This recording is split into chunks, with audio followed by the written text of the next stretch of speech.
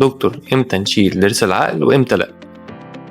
سؤال بنتسأله كتير، امتى نشيل ضرس العقل؟ ضرس العقل نتعرف عليه الاول. ليه سموه ضرس العقل؟ هو ضرس بيطلع في التين ايجر 17 18 سنه حاجه و20 وساعات يتاخر، عشان كده سموه ضرس العقل. طيب ضرس العقل ده كام واحد عندنا؟ هم 4 ضروس، في كل جهه 2 فوق وتحت.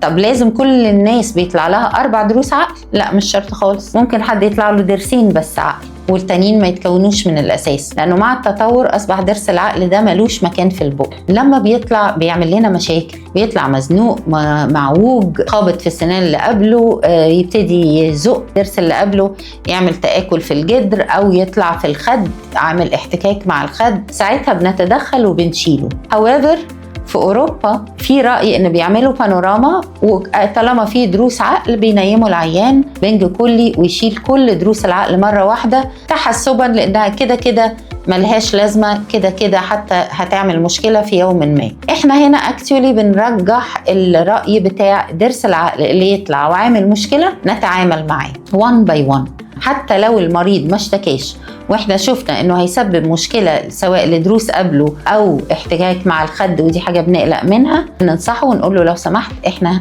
هنشيل ضرس العقل. في اللحظه دي بنتدخل وبنشيله.